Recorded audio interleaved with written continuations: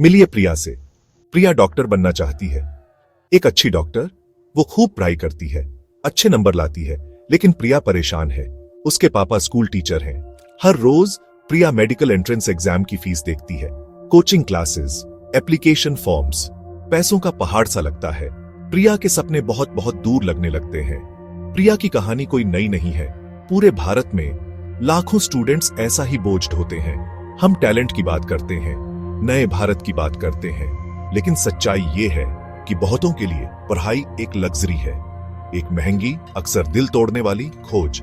System सारा गड़बड़ लगता है, जैसे एक गेम जहां सिर्फ अमीरों के पास रूल बुक है। सरकार स्कॉलरशिप की बात करती है, रिजर्वेशन की बात करती है, लेकिन ये स्कीम्स अक्सर गहरे जख्म पर बैंड एड जैसी लगती है।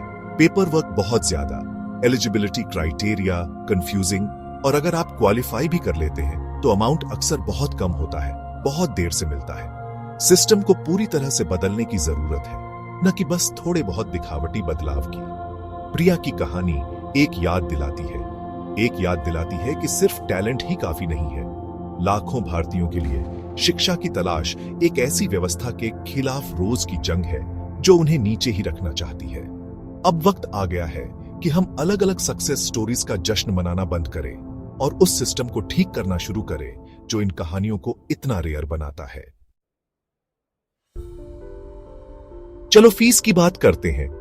यह सिर्फ बड़ी चीजों के बारे में नहीं है। कॉलेज की ट्यूशन, एग्जाम की फीस, ये छोटी छोटी चीजों के बारे में भी है।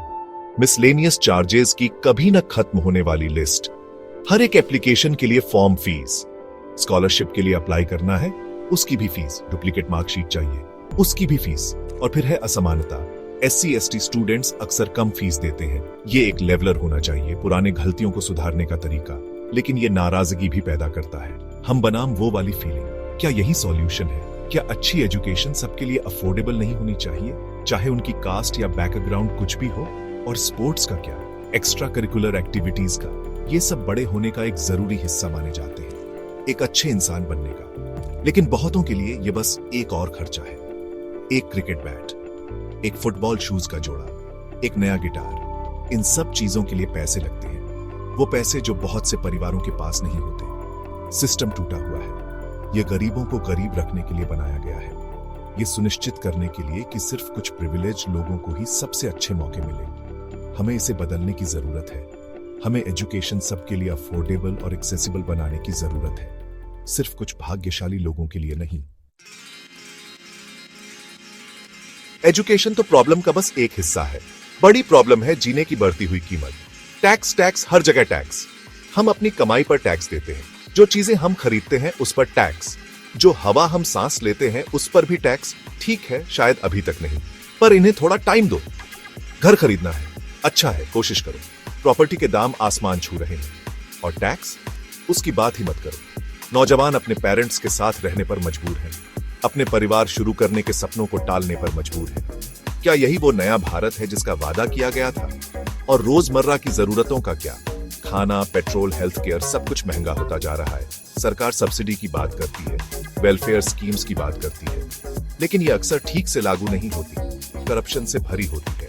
फायदा उन लोगों तक पहुंचता ही नहीं है जिन्हें इसकी सबसे ज्यादा जरूरत होती है। ये लगातार पैसों की टेंशन असर करती है, हमारी मेंटल हेल्थ पर, हमारे रिश्तों पर, हमारे सपने देखने की क्षमता पर। हम सब बस गुजारा करने की कोशिश कर रहे हैं, अपना खर्चा चलाने। किसी और चीज के लिए समय या एनर्जी ही नहीं बचती। हम हर रोज कहानियां देखते हैं। औरतों की कहानियां जो रिक्शा खींचने पर मजबूर हैं, परिवारों की कहानियां जो खाने के लिए जूझ रहे हैं। ये वो भारत नहीं है जिसके लिए हमने लड़ाई लड़ी। ये वो भारत नहीं है जिसके हम हकदार हैं। हमें बदलाव चाहिए, असली बदलाव, खोखले वादे और राजनीतिक भाषण नहीं। हमें ऐसी सरकार चाहिए जो एजुकेशन को प्राथमिकता दे, जो हेल्थ केयर को अफोर्डेबल बनाए, जो ऐसा माहौल बनाए जहां बिजनेस बाज सकें और नौकरियां पैदा हो। ये लेफ्ट या राइट की बात नहीं है, कांग्रेस या बीजेपी की बात नहीं है। ये हमारे भविष्य की बात है, हमारे बच्चों के भविष्य की बात है। हमें साथ आने की जरूरत है, अपनी आवाज उठाने की जरूरत है, बेहतर की मांग करने की जरूरत है। हम एक ऐसे देश के हकदार हैं जहां सबको आगे बढ़ने का मौका मिले, एक ऐसा देश जहां सपने, मौकों की कीमत के बंधक न हो। बदलाव का समय आ गया है। भारत के सच में जागने का समय आ गया है।